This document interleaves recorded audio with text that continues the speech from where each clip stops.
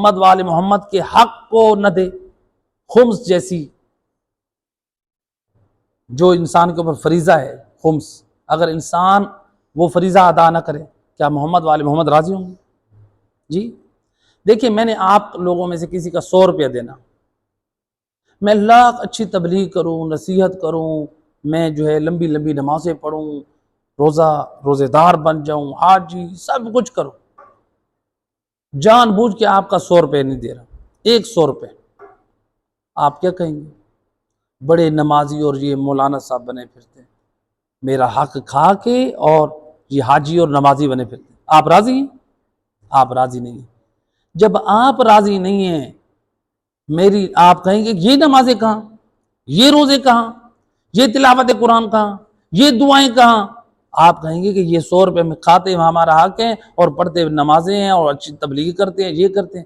بتائیں، اگر ہم نمازی، حاجی سب کچھ بن جائیں اور محمد وال محمد کا حق خمس کھا جائیں، کیا اہل بیت ہم سے راضی ہوں گے؟ کیا خدا ہم سے راضی ہوگا؟ خمس کا حکم تو اللہ قرآن میں دے رہے ہیں، خمس کا حکم ائمہ اہل بیت دے رہے ہیں۔ بعض لوگ کہتے ہیں کہ یہ جو ہے نا، یہ ہم کیوں دے خمس، کمائیں ہم اور کھائیں مولویوں کے بچے۔ مولویوں کے بچے نہیں کھاتے، یاد رکھیں۔ علماء میں جانتا ہوں ذمہ دار ہیں، ایک ایک پائی کو امانت رکھتے ہیں، اپنی ذات پہ صرف کرنا حرام سمجھتے ہیں۔ کتنے لوگ ہیں، میں شخصاً یہ بات مناسب نہیں سمجھ رہا تھا، ویڈیو بن رہی ہے، کتنے مومنین ہیں جو پوچھتے ہیں آغا صاحب ہم آپ کو سہمی امام آپ اپنی ذات پہ خرچ کر سکتے ہیں؟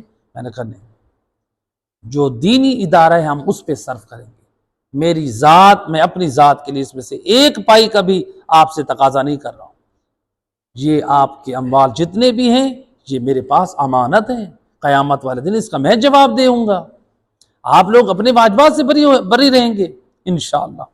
تو لہٰذا آئے دیکھیں، آل محمد کا حق ادا کریں، امام علی رضا علیہ السلام، اللہم صلی علی محمد۔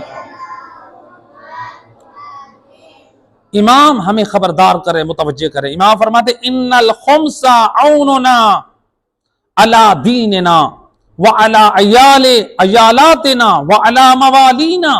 امام علیہ السلام فرماتے ہیں یہ جو خمس ہے اس کی ادائیگی ہماری دین پر، ہماری اہل و عیال اولاد پر اور ہمارے موالیوں پر یہ مددگار ہے، یعنی یہ جو تم خمس ادا کرتے ہو نا، یہ دین پہ ہماری مدد کرتے ہو، ہماری اہل و عیال کی مدد کرتے ہو، ہمارے موالیوں کی مدد کرتے ہو۔ کتنا خوش نصیب ہے مومن، دین محمد وال محمد کا مددگار بن جائے، محمد وال محمد کے گھرانے کا مددگار بن جائے، محمد وال محمد کے حبداروں کا مددگار بن جائے۔ یہ کب ہوگا؟ جب ہم خمس جیسے فریضے کو ادا کریں گے۔ لیکن اگر کوئی شخص خمس کے فریضے کو ادا نہ کرے اور وہ کہے کہ میں خیر اور بھلائی پر رہوں، تو پھر امام نے روایت بڑی تفصیلاً ہے مستدرک الوسائل میں، لیکن میں نے اس کا ایک جملہ نقل کیا ہے، آگے چل کے امام علیہ السلام فرماتے ہیں وَلَا تَحْرِمُوا أَنفُسَكُمْ دُعَاءَنَا مَا قَدَرْتُمْ۔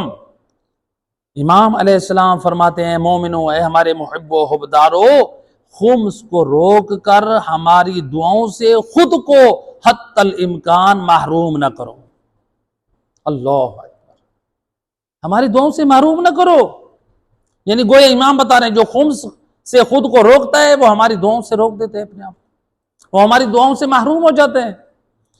اور پھر آپ نے فرمایا فَإِنَّ إِخْرَاجَهُ مِفْتَاحُ أَرْزَاقِكُمْ۔ اللہ اکبر، کتنا عظیم امام نے پیغام دیا، فرماتے ہیں یہ جو خمس ہے اس کا ادا کرنا یہ رزق کی کنجی ہے، اگر کوئی چاہتا ہے رزق کی فراوانی ہو تو خمس ادا کرے۔ اور پھر فرمایا وَتَمْحِيصُ ذُنُوبِكُمْ، اور یہ تمہارے گناہوں کے بخشش کا ذریعہ ہے،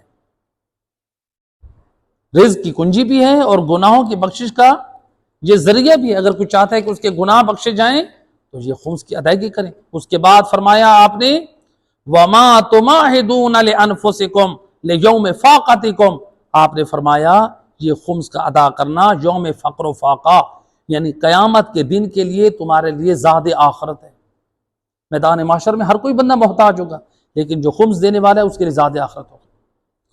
لہٰذا خمس کی ادائیگی کریں، لیکن یاد رکھیے خمس کو کیسے ادا کریں۔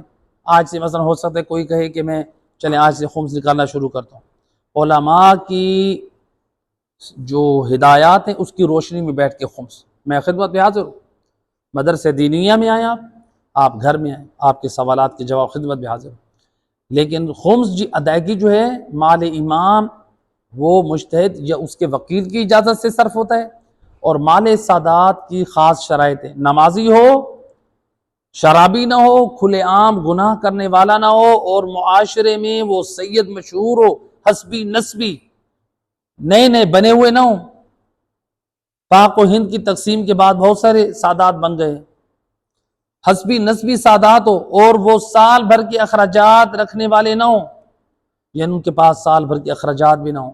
بعض لوگ ایسے ہوتے ہیں کہ وہ کماتے نہیں، چلو ہمارا خرچہ ادھر سے پورا ہو رہا ہے، لوگوں سے مانگ کے ہم سید ہیں غریب ہیں، نہیں، اگر ان کے پاس وسائل ہیں وہ کما سکتے ہیں، آیت اللہ سیستانی فقہا فرماتے ہیں آپ نہیں دے سکتے۔ جو سست اور کاہل ہو، آیت اللہ سیستانی فرماتے ہیں نہ اس کو سہم صدات دے سکتے ہیں، نہ زکوٰۃ فطرہ دے سکتے ہیں، ہاتھ پیر سالی میں لوگوں کے مال پہ وہ نظر رکھے ہوئے، تو لہٰذا یہ ہماری شرعی ذمہ داری ہے، اس کی طرف بھی توجہ رکھیں۔ دیکھیں یہ ہے خمس دینے کی امام علیہ السلام نے کیا فائدہ ذکر کیا۔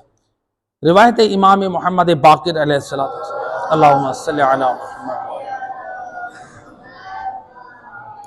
امام فرماتے ہیں من اقل من مال، امام سے پوچھا گیا فرزند رسول کم سے کم کون سا وہ عمل ہے، سب سے چھوٹا وہ عمل کون سا جس سے انسان جہنم میں داخل ہو جائے؟ امام نے کیا جواب دیا؟ فرماتے ہیں من اقل من مال الیتیم درہما، جو کسی یتیم کا ایک درہم کھائے اس کے جہنم میں جانے کے لیے یہی کافی ہے۔ اور پھر اس کے بعد امام علیہ السلام نے کیا فرمایا؟ آپ نے فرمایا ہم بھی یتیم ہیں، یعنی اس روایت میں امام خمس کی اہمیت کو ذکر کر رہے ہیں۔ یتیم کا ایک درہم کھانے سے انسان کہاں جاتا ہے؟ جہنم میں جاتا ہے۔ آپ نے فرمایا ہم بھی یتیم، ہمارا حق بھی نہ کھاؤ جو ہمارا حق ہے تم پر۔ تو لہٰذا تو خمس و زکوٰۃ کی پابندی کرنے کے فائدے دیکھیں، علماء نے ایک واقعہ نقل کیا ہے، ایران میں ایک گاؤں تھا، وہاں پر ٹڈی دل جو کیڑا ہوتا ہے اس نے حملہ کیا، اس علاقے کی تمام فصلیں جو ہے ارد گرد کی لوگوں کی تباہ ہو گئی، لوگوں کو بڑا نقصان پہنچا، کاشتکاروں کو، تو آپس میں ذکر کرنے لگے کہ اس دفعہ نقصان ہوا ہے ہماری، کسی کی ساری فصلیں تباہ ہوئی، کسی کی کچھ، کسی کی کتنی، یہ ذکر کرنے لگے۔ ایک مرد مومن ہے بڑا مطمئن،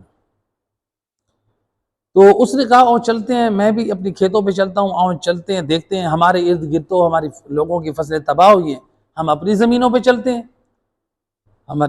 اس نے کہا جب سب کی تباہ ہو گئی جا کر دیکھ کے کیا کریں گے، اپنا دل جلائیں گے؟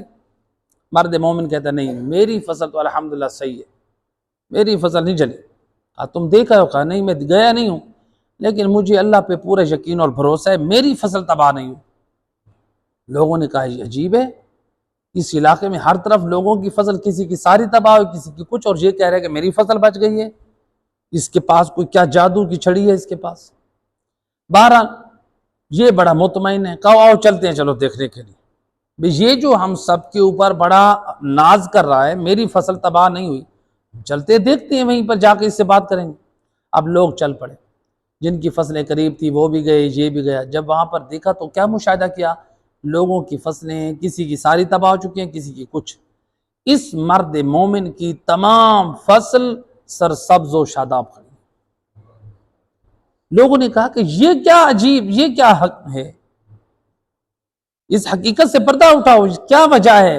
تم بھی مطمئن تھے اور واقعاً تمہاری فصل بھی صحیح ہو ساری میں؟ کہا کہ دیکھو میں نے آج تک اپنے اس کاشتکاری میں، اپنے مال میں اللہ رسول اور مسکین غریبوں کا حق نہیں کھایا۔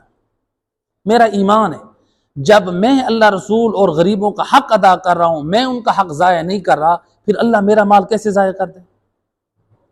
اس لیے اللہ سے میں نے وپار کی، تجارت میری اللہ سے ہے، اللہ نے میرے مال کی حفاظت کی۔ یہ ہے زکوٰۃ دینے کے فائدے، خمس دینے کے فوائد، ہم اپنے مال کی حفاظت کر سکتے ہیں۔